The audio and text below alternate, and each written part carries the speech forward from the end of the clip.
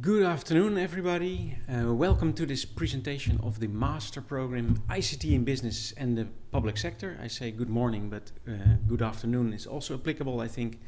This is an international program, so people from all time zones are, of course, welcome here. My name is Joost Visser, and I will be explaining you what this Master is all about today.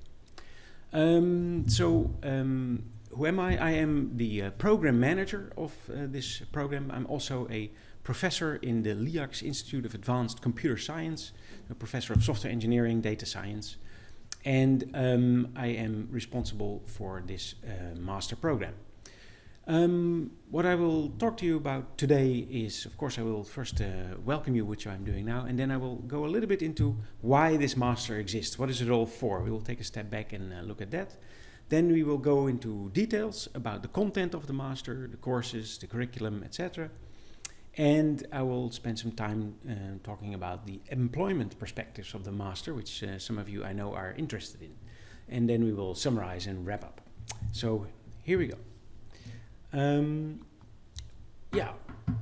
First of all, a step back. What is it all good for? So I've put here a quote on the screen on top of this globe to illustrate how we are taking a step back. Software is eating the world. You might have heard this before. It's already a couple of years old, more than 10 years old, this sentence from Mark Andreessen, who's a venture capitalist, and back then was observing how the world is changing, how the world is transforming into a digital economy and digital society, where all kinds of organizations are shifting towards digital business models, where of course they rely on software to do their business.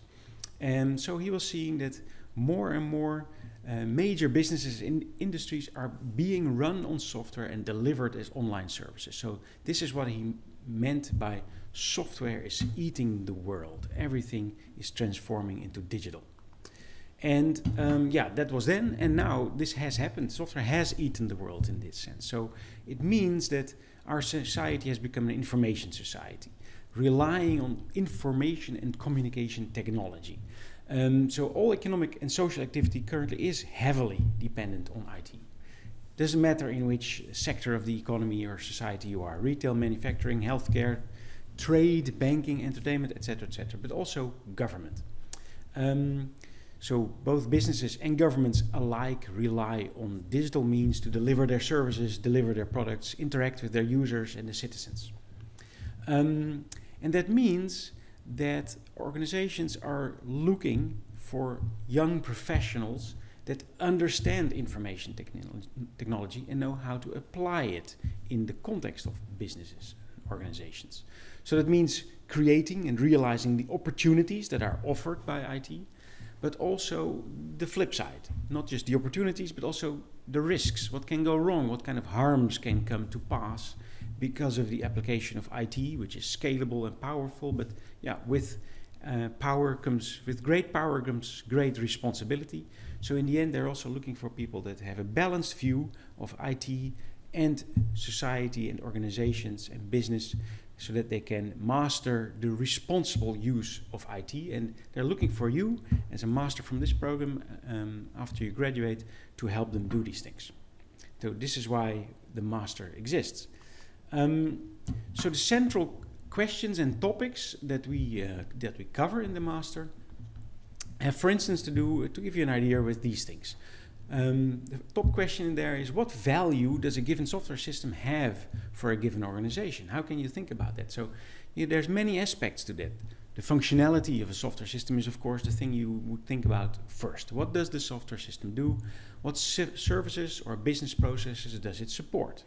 But it goes further than that. There's other aspects that are a little bit more hidden to the eye. If you're just observing these systems and these businesses, or if you're just interacting with them as a customer or as a citizen, then you're not seeing those maybe directly, but they are there. So for instance, the usability of systems. How easily can that functionality be used without effort? Do I need training to be effective using this information technology that's offered to me, these software systems, these digital services?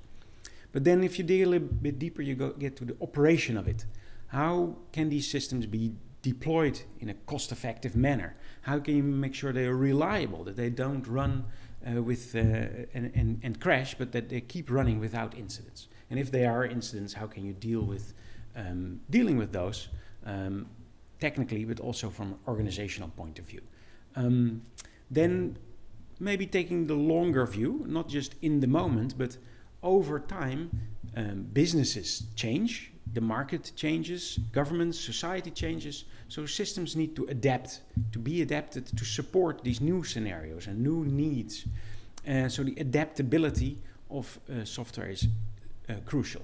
And there we're talking about the evolution of information technology. How does it change? How does it evolve? Also, how does it scale when businesses grow and you have to support more users, do more transactions, store more data? How can you make sure that that happens? That has a lot of technical aspects, but also managerial, organizational aspects. And we are covering all those angles within this master. And then finally, the responsibility aspect. As I said, with great power comes great responsibility. So it's important in an organizational context that you actually do not just deploy systems just like that, but you take care of security, privacy, and other types of effects that these systems may have on users, on society, etc. That means we cover a lot of topics from entrepreneurship, innovation, cybersecurity, privacy, business strategy, architecture, AI, explainable AI, data-driven policy making. These are all topics that are covered by the master. And in the end, it's about understanding how systems can be designed, built, and operated, but also managed to optimize for organizational value. So technology in the service of organizations. So how can you characterize our curriculum? So this is a blend of different types of education.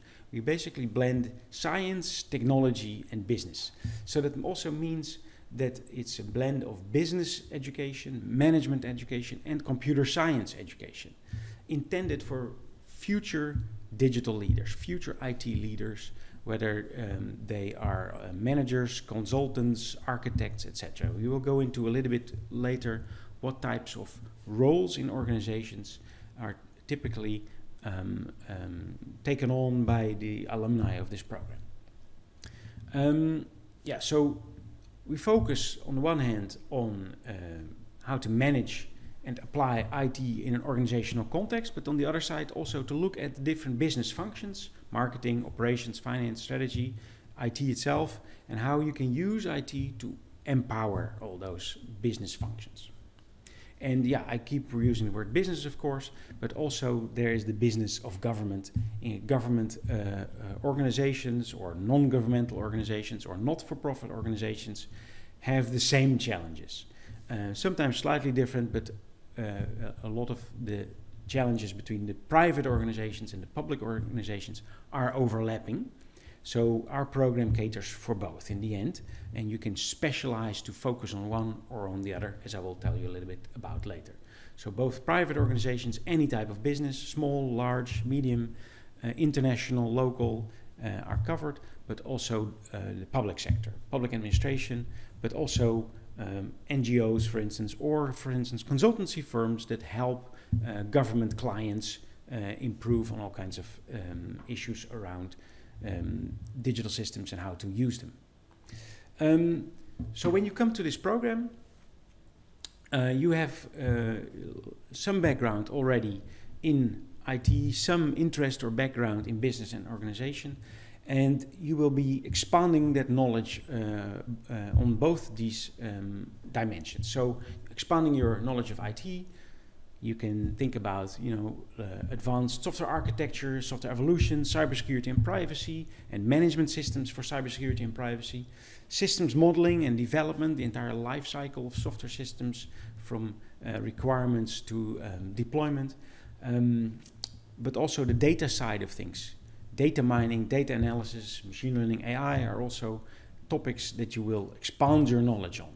On the other hand, you will learn about strategy, marketing, accounting, or if you focus on the public side of things, you will learn about policy and decision making.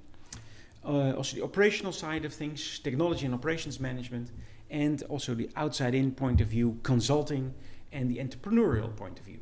All these things are topics you will learn about and expand your knowledge on, and that blends together, making you into a versatile IT professional that understands how IT and business are actually intertwined, so that positions you to be operating on this interface between business and IT. You will understand professional language, you will understand organizations, how they work, and so that you will be at ease and effective in these organizational environments. Sometimes bigger organizations, smaller, all kinds of possibilities. You will gain management skills, both on a smaller level, project management, but also on the corporate level. Learning about the function of a CIO, a CTO, and things like that. And there's this basis in science. So you will learn to do this evidence-based and data-driven, not on gut feeling only, but having a lot of knowledge and also quantitative knowledge about how data can drive decision-making, for instance, in how you design and operate IT systems. One step deeper into the program, this is a overview of the curriculum.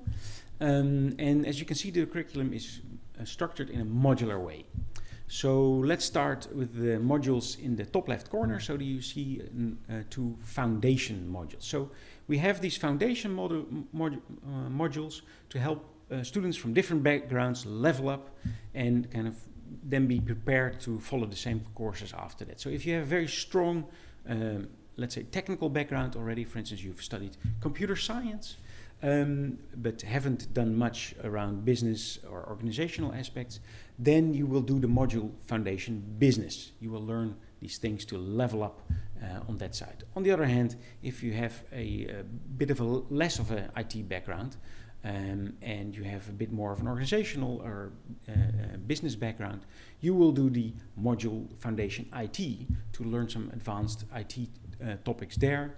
And then, there's the possibility that you have actually already done a mixed program before on the bachelor level, and that means you will actually not do any of the foundation modules, but instead of that you will have more elective space to do more elective courses in one of the other modules. So examples in these foundation modules are, for instance, machine learning for business analytics, cybersecurity management, topics like that are in the foundations.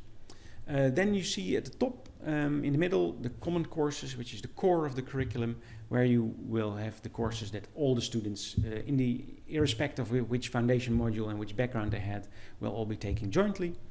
And there we have, for instance, courses on IT architectures, also on, which is a fairly technical course, but also on leading and managing people, which is a much more organizational oriented course.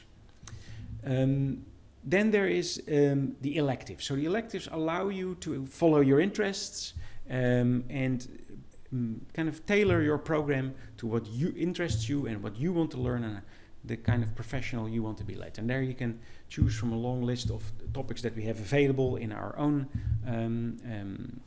faculty of informatics in the computer science department, but also, for instance, in the faculty of government and governance and global affairs and other faculties.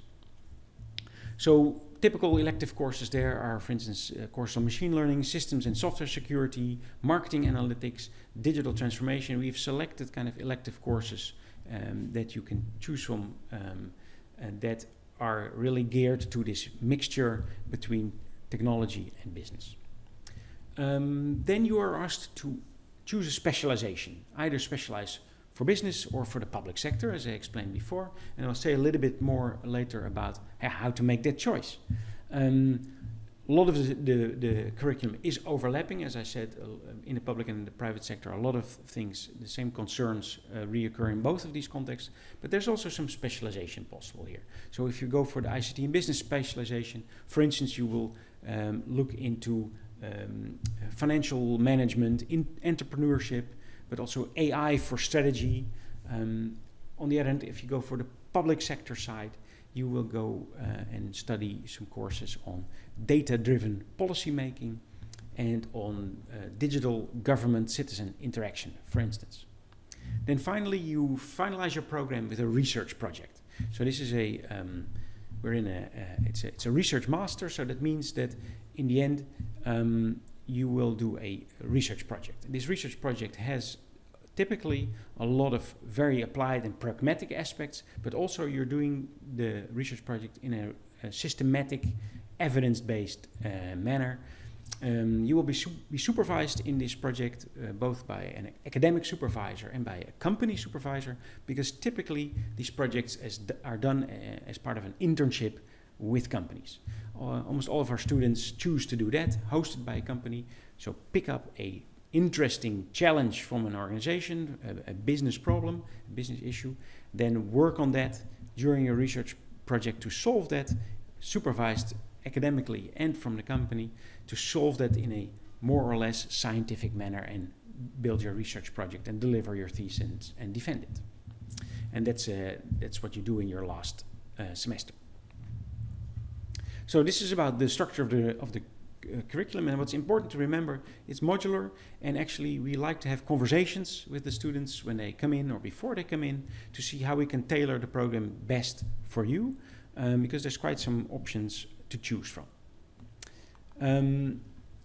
One of the options, as I said, is choosing between business and the public sector. And an important thing to note is that the public sector is not just about becoming let's say, a public functionary. You have to keep in mind that the public sector is huge. It's 25% of the economy in most countries. And that means there's a lot to do there. And also, a lot of the governmental organizations are actually on the forefront of adopting technology. So they need help with that. They need people like you to help them with that. And the typical things that you have to think about there is, for instance, in the end, working for large consultancy firms that consult to the public sector, or working in government agencies. So that's an example of what can be done in the public sector. And then there's, of course, the business side, the for-profit side. And you can see a little bit what is different in terms of the type of perspectives you will have on the marketplace. So when you go for the business specialization, you will be looking at things like retail, manufacturing, financial services, etc. While on the public side, you will be looking at, for instance, regulatory agencies or national security centers or policy firms and things like that. And this is, of course, reflected in the courses. So, for instance, on the side of the business specialization, entrepreneurship, strategic financial management, AI for strategy, and for instance, on the public sector side, as I said before, something like digital government citizen interaction and data-driven policy making. To give you an idea, and of course, if you have trouble deciding between those things, we can always talk with you about that and explain further details on that. I've taken here a small subset of our courses, plus the people involved, to just give you an idea of the faces behind the program. And an important thing to know is that many of our teachers actually are not full-time with us, but part-time, because they also are active as digital leaders in industry, as we call it, so in either private or public organizations.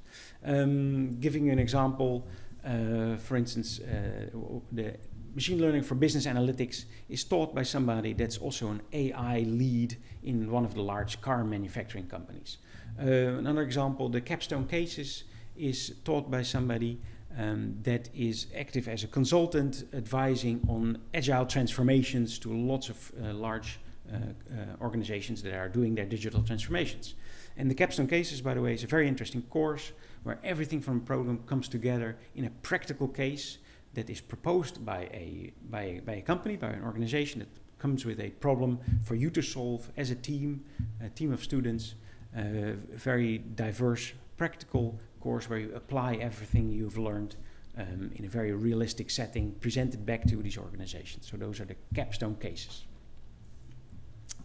So so diverse set of teachers that bring actually their experience from practice into the classroom. They will be teaching you theory, but also sharing experiences. And because we have a fairly small program, you can have a lot of interaction with these teachers about these things, and they can also help you and advise you on building your career further.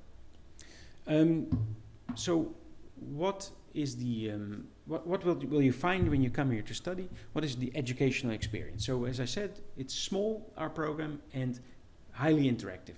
Student groups are fairly small, like 40 students you will be together with. In the lectures, they're highly interactive. A lot of discussion, a lot of practical assignments where you apply and exercise your theory. Also, a lot of the things you will be doing is multidisciplinary. You do a lot of teamwork and lots of aspects come together. That's in the nature of the program. And you have to combine these aspects and work in a multidisciplinary way, which is of course nice and interesting. And then there's this scientific angle. You are in a research university where you are taught theory as well and scientific methods, and you will apply these things to these practical organizational and IT settings. So as I said, we have very strong ties to practice. Many lecturers are both active in companies or government, and they share their experience. We do lots of company visits within the capstone cases, for instance, but a lot of other courses also have, for instance, guest speakers sharing experience or assignments to be done together with companies. And also most of the thesis internships, so the research program in the end, is hosted by companies. So you will go and work as an intern in a company, getting a lot of experience about professional life, learning a lot practically, but also doing your research project. Because we have a foundation in science, both in computer science, so which is kind of consolidated by the fact that we're embedded in the Leiden Institute of Advanced Computer Science, but also the Faculty of Governance and Global Affairs is also contributing heavily to this master program. The students that come to us are very diverse and from different countries, very international, but if we have to kind of characterize them in short, typically they have some technical background, sometimes very strong, sometimes a mixed technical and non-technical background. So many students have a bachelor in computer science or a variation on computer science, software engineering, but also mixed bachelors. Business and IT is also often the case. For instance, in Leiden itself, we have the Bachelor on Informatics and Economics, and that's a typical program where students flow very smoothly into our program. And the students that come to us typically have the ambition to, even though they have quite some technical knowledge, they want to broaden that. They want to learn about managerial things, organizational skills. They want to learn about strategy, communication, and all these things. They want to broaden their horizons, all the while seeking considerable depth, right? So it's to also get a little bit of foundational knowledge there. And the international orientation is also very interesting in our program. So always quite some students from abroad that are also present. Let's say 1/3 to half of the students come from abroad. I promised to say something about the employment perspectives, which I can safely claim to be excellent. So what we do is we talk to our alumni after they finished to follow a little bit what they're doing, what is the first job they get, how fast do they get it. And our experience is that most of our students, many of them already before they graduate have already secured employment with an organization, have already done that. And if not, then they get offers and are easily employed within a month after graduating. That's a very sought after diploma you will have. Many organizations are interested in our alumni, and here you have a list of the roles and organizations that some of our alumni have landed at. And you see a couple of more technically oriented roles, let's say the full stack developer at ING, for instance. You have more governmental oriented roles like IT strategic planning at the European Commission. There is more managerial, like an IT innovation specialist or a digital development manager at all kinds of organizations. So this gives you some impression, I think. So to summarize, it's quite a unique program that blends science, technology, and business. Offers you managerial, organizational, and IT courses, all blended together.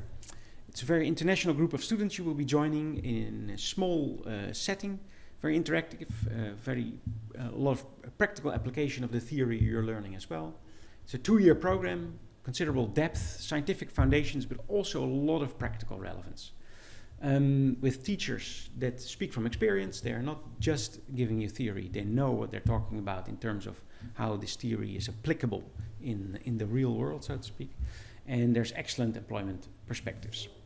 So I hope you have gotten a good impression of what you can find in this program. Here's again some information, so the URL where you can find much more information about this, also my name and email address, and of the program coordinator. So of course I hope you have questions right now for me, so I can answer them now in our Q&A. But if afterwards you have questions, or you want to have a one-on-one conversation about whether this is good for you, this program or not, and what kind of doubts you may have, you can contact us, for instance, at ictinbusiness@liax.leiden.univ.nl, and then we will answer your questions, and we can also hop on a call. For instance, we do this quite regularly to talk with students before they enroll, to talk them through the curriculum to see whether they are perfectly eligible, or that they may have some deficiency they want to take care of. So that's always possible. And I hope there are some questions. So yes, we do have some questions. That's great. So one question is, if you would it be possible to get 2 degrees if you choose both specializations? So indeed, it is actually possible to do both specializations. I was talking about making a choice, either or, but it is possible to combine them both. You can either combine them, let's say, fully, where you say, I really want to do all the courses of one specialization and all the courses of the other specialization. You can also go for one specialization fully and use some courses from the other specialization as elective courses. And that's also possible. If you really go for both of the specializations, both of the specializations will be on your diploma. That's possible, yes. There's a question about eligibility. If you have a background as a bachelor already in business IT, so a mixed bachelor degree, but you do not meet the 7.5 GPA minimum required, are you still allowed to enter when you follow a pre-masters? So in principle, that's not possible. We have this requirement if you come from I must say that requirement only holds if you come from a University of Applied Sciences, hogeschool in Dutch. University of Applied Science students that have a minimum of 7.5 GPA are eligible for the program. If you do not have that, but you think you can make an argument why you will still be successful in this program in spite of that, I welcome you to contact us and we will talk about that. But in principle, you need to meet that 7.5 GPA if you're from an applied sciences university background. If you are from a research university, doing a bachelor there, then this requirement does not apply. Another question is whether there's a lot of programming involved in this study. So there is some programming involved in this study, but not a lot. So meaning actually a lot of students come to us from a computer science background saying something like, I've done it, I can do it, but it's not my passion to program. This is not the career I want to follow. I don't want to become a developer. I want to broaden my horizons, as I said. So if you have some programming background, that is needed, because some of the courses involve a bit of programming. Mostly that is Python program. You've seen already, I've mentioned some machine learning and data science type of things. So you will be required to do a bit of programming, but you don't need to have advanced skills. If you have zero background in Python, for instance, but you do have programming background, then typically you can pick up the Python skills fairly easily yourself. If you have no experience of programming in any language, then you might need to actually do something from our pre-master to level up on that side so that you can actually prepare yourself properly. We have, for instance, introduction to Python programming courses available in the pre-master that you can do to level up on that side. Is there a limit of students being accepted to this program? So that's not the case. So there's no limit. So don't worry if you are applying. Don't worry, you will not be accepted because there's too many others. That's not the case. We don't look at that for admission. We look at basically your background, and that's determining for whether you enter, not how many other people also enter. I think there's another question there.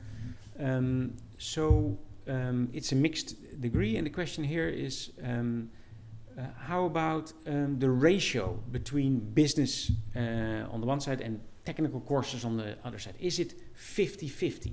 So I guess it's not 50-50. I think it's like 25-50-25. I will explain what I mean by that.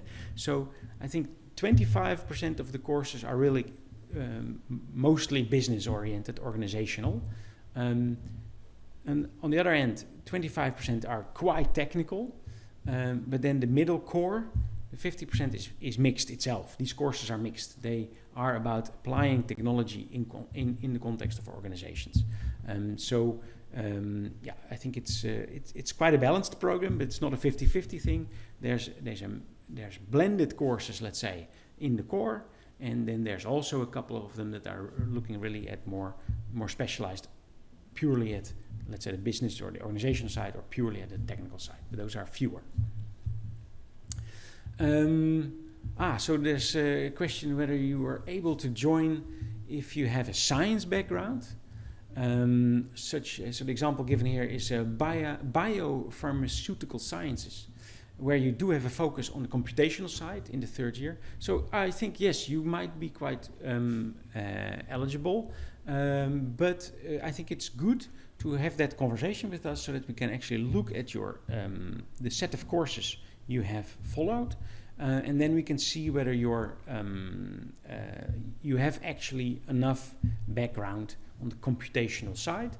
That might not always be quite the case. In that case, we will advise some pre-master courses for you to level up. But sometimes we might see, yes, you indeed have enough background to easily enter into the program and be successful in the program without further additional courses. So that's quite possible. So yes, if you look at the admission criteria and you think, I'm not quite sure I fit, I have doubts, feel free to contact us. We love to have a short conversation with you, hop on a video call with you. We talk a little bit through your courses, through your background, and we can advise you on whether that's you are immediately eligible or maybe eligible with a pre-master course or a couple of pre-master courses. Another question about balancing both specializations when you go for both fully. So balancing means, I think in this case, load balancing, making sure that your workload, if you go for both specialization, doesn't the workload become too much? Well, we will definitely help you with that. First of all, if you don't do both specializations, that doesn't necessarily mean you need to do more ECs, because you can actually use your elective space for those other specialization courses. So there is this flexibility already. So you don't necessarily need to go over your 2-year study. And then there's, of course, the question of scheduling, because courses might be given at the same time and things like that. We will advise you on how to take which course in which semester to make sure that everything fits together. So if you have worries about that, just share those concerns with us, and we can help you through that. And it is quite feasible and possible to create this balance that you're looking for. The distribution between students with a computer science background and students with a business background. So I think maybe, let's say 80-20, so more from the computer science background than from the background where there's also a business present. So from the business So maybe I should again explain this a little bit different. So there's students that have a pure technical background. There's students that have a mixed technical and business background. And I think maybe 50% has this mixed background, and another 50% has this pure computer science background, something like that. And mixed is variable between a lot of computer science, but there's also people that have only done a couple of courses in their bachelor that do enter into the program. Looks like all the questions that were there have been asked and answered. So you're seeing here again the contact information. So I hope to welcome many of you in our program soon. There's a possibility to start in February or in September in this program. I cannot repeat this often enough.